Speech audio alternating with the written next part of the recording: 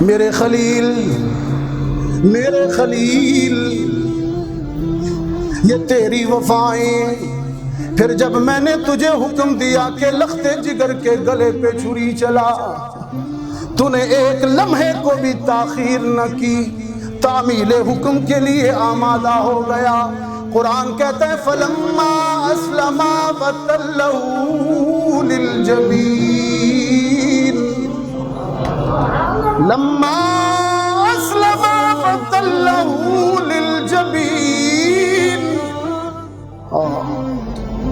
اس نے جبین کے بل گرا دیا، زور نبوت لگایا، چھری نہیں چلی. اسماعیل نے تجویز دی ابا جان میں بیٹا ہوں نا، اور بیٹے کے چہرے پہ بڑی کشش ہوتی ہے. آپ باپ ہیں نا، باپ کی آنکھوں میں بڑی شفقت ہوتی ہے. میرے چہرے کی کشش، تیری آنکھوں کی شفقت حکم کی تعمیل میں رکاوٹ بن رہی ہے. پٹی باندھ اور مجھے چہرے کے بل نہیں بلکہ اونٹے منہ لٹا. پھر چھری چلا. ابراہیم نے تجویز پر عمل کیا، اسماعیل کو لٹایا، چھری چلائی، زور لگایا، گلا کٹا، ہاتھوں پہ خون آیا. یہ مطمئن ہوئے کام ہو گیا. پٹی ہٹا کے دیکھا تو اسماعیل مسکرا رہا ہے، جانور تڑپ رہا ہے. گھبرا گیا خلیل، کہیں کوئی غلطی تو نہیں ہو گئی، کوئی چوک تو نہیں ہو گئی. قرآن نے پکارا نادیناہ یا ابراہیم قد صدقت الرؤیا انا کذالک نجزی المحسنین. کوئی چوک نہیں ہوئی، کوئی خطا نہیں ہوئی، کوئی چوک نہیں ہوئی. تیرا کام تھا چھری چلانا، معصوم کا کام تھا گردن لٹانا. اب چھری چلے یا نہ چلے یہ تم دونوں کا اختیار نہیں، رب کا اختیار ہے.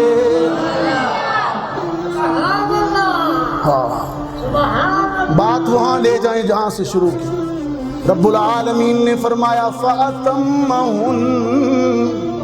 خلیل ہر پرچے میں فرسٹ آیا، خلیل ہر پرچے میں فرسٹ آیا.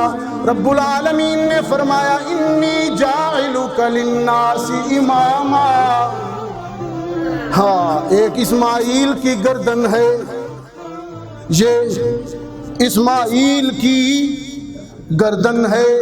میدان ہے مینا کا، میدان ہے مینا کا، مہینہ ہے سال کا، آخری مہینہ ہے سال کا، آخری اور تاریخ ہے 10.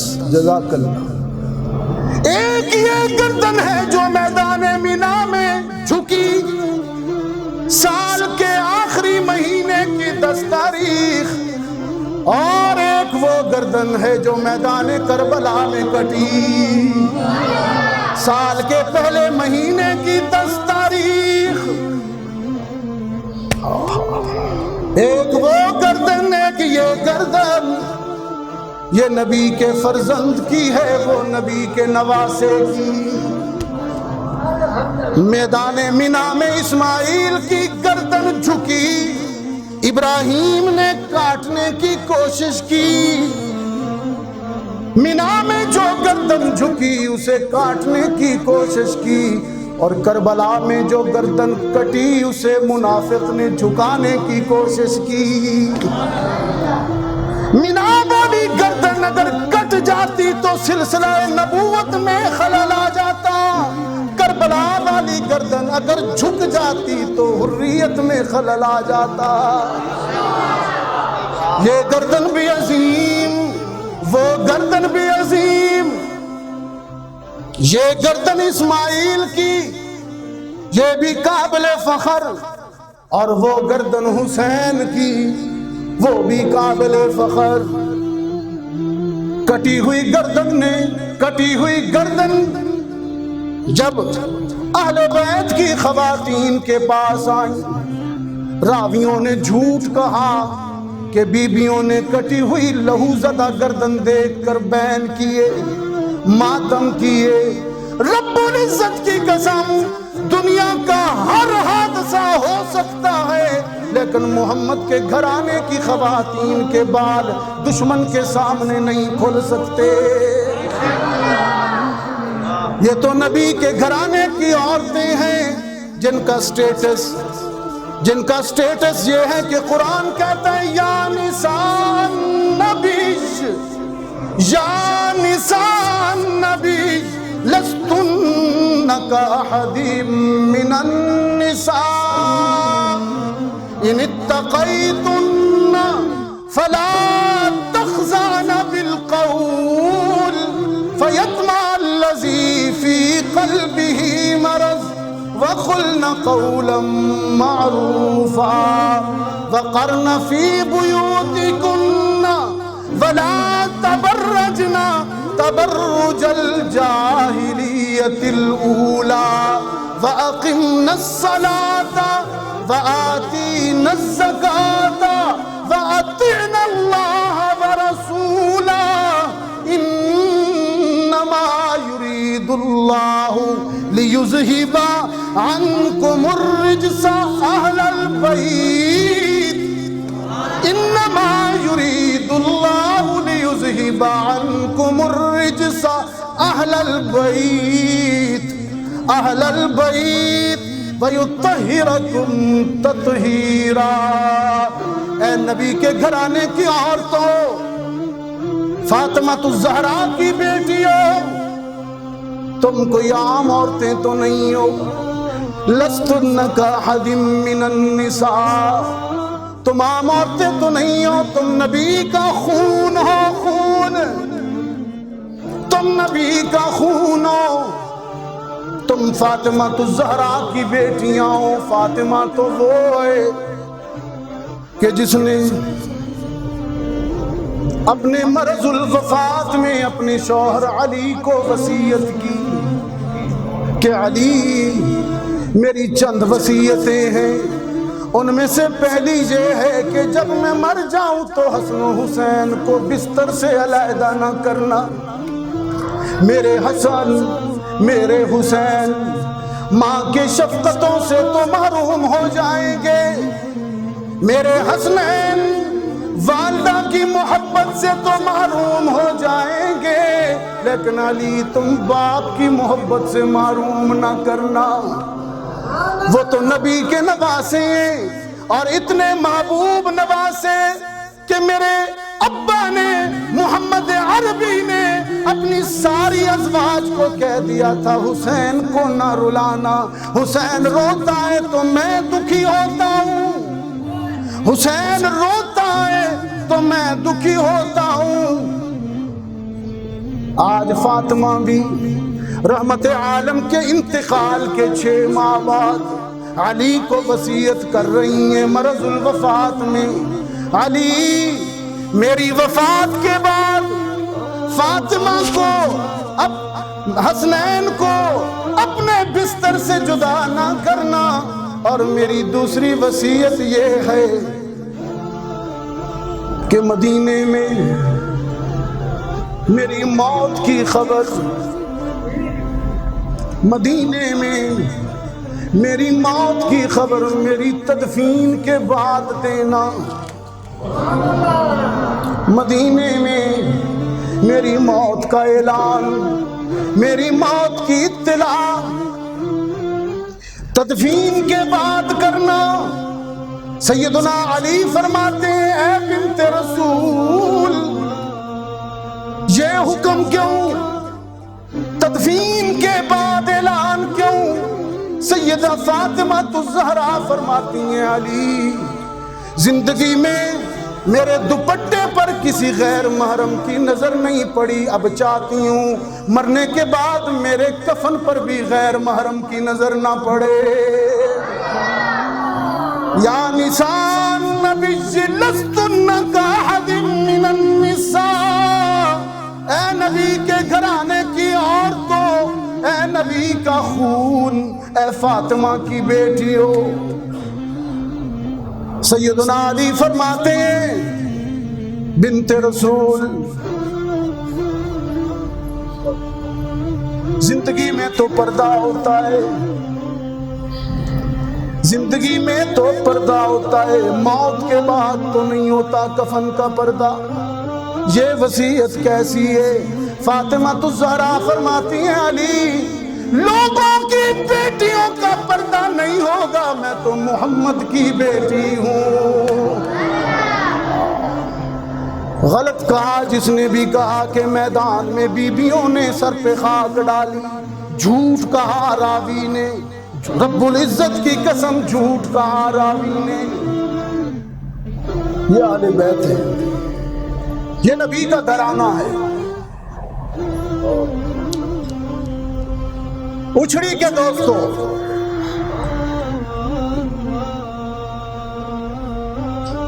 امامت اور قیادت قربانیوں کے بعد ملتی ہے، اور شہادت عشق و مستی کا نتیجہ ہے، عقل و فلسفے کا نہیں۔ عنوان یاد رہے گا نا انشاءاللہ؟ یہ باتیں امانت ہے، یہ کبھی کبھی نکلتی ہیں باتیں اس طرح۔ شہادت عقل و فلسفے کا نتیجہ نہیں، شہادت عقل و خرد کا نتیجہ نہیں، یہ سراسر عشق و مستی ہے۔ اور عاشقوں کا امام کون ہے؟ ابراہیم خلیل۔ اور اگلی بات بھی کہہ دوں، یہ جس عنوان کو چھیڑ بیٹھا ہوں تو رات بھی بیت جائے، اس تذکرے میں تو وہ حلاوت ہے، اس تذکرے میں تو وہ جان ہے، رب العزت کی قسم۔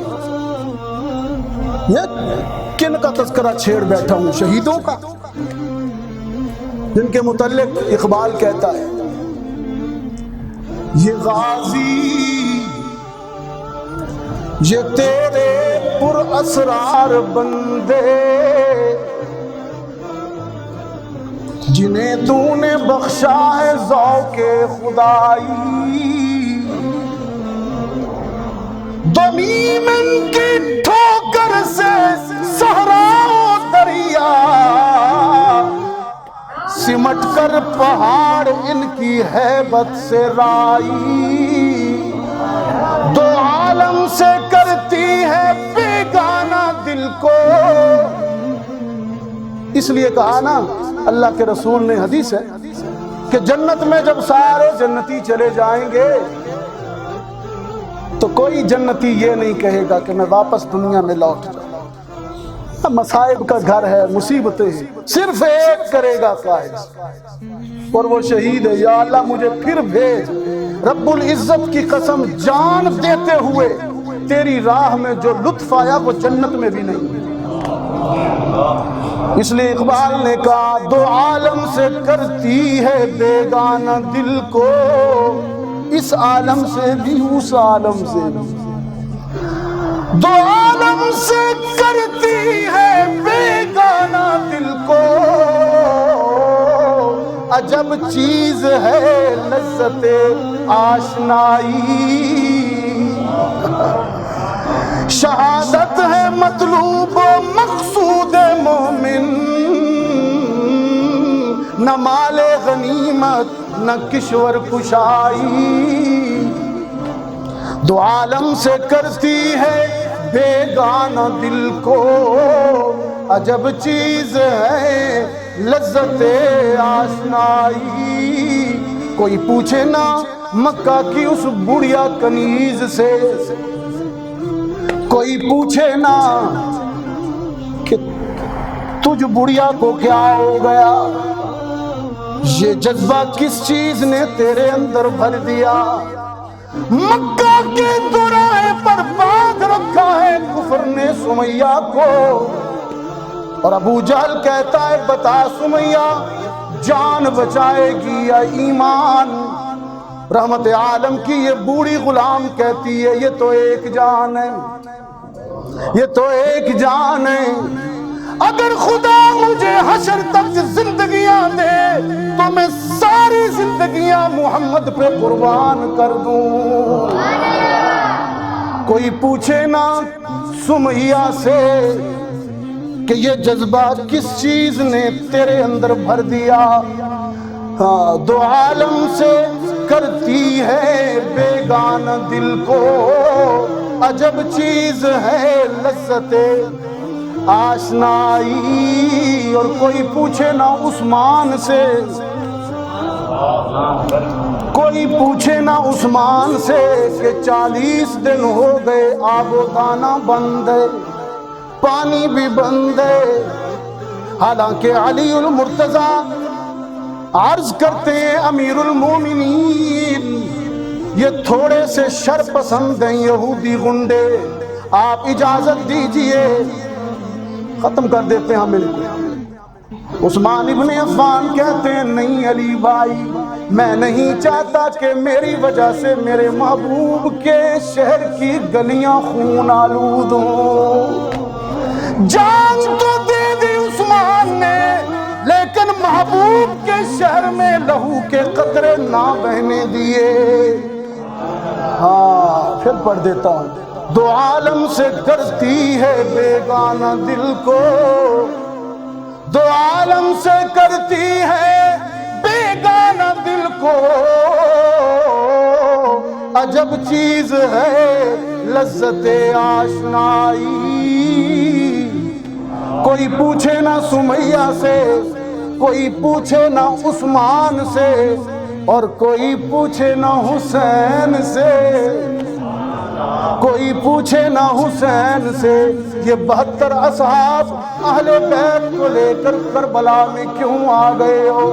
جذبے دروں سے ظلم کو فنار کر دیا، خون جگر سے کربلا گلنار کر دیا۔ نیند آ گئی آگ کے شعلوں میں لیٹ کر، خود سو گیا حیات کو بیدار کر گیا۔ اور نطق جس کا زینت دین پیمبر وہ حسین، نطق جس کا زینت دین پیمبر وہ حسین، جو نواسہ مصطفیٰ تصویر حیدر وہ حسین، جو دہتی آگ کے شعلوں پہ سویا وہ حسین، جس نے کربل کو اپنے خون سے دھویا وہ حسین، جو جوان بیٹے کی میت پہ نہ رویا وہ حسین، جس نے اپنا سب کچھ کھو کے بھی کچھ نہ کھویا وہ حسین۔ یہ داستان ہے داستان عشق و وفا، جو میرا سرمایہ ہے، میں وارث ہوں اس کا الحمدللہ، اور مجھے اس پر ماتم نہیں ہے، دکھ نہیں ہے، مجھے اپنے سرمایے پر فخر ہے، اور یہ میرا شاندار ماضی ہے۔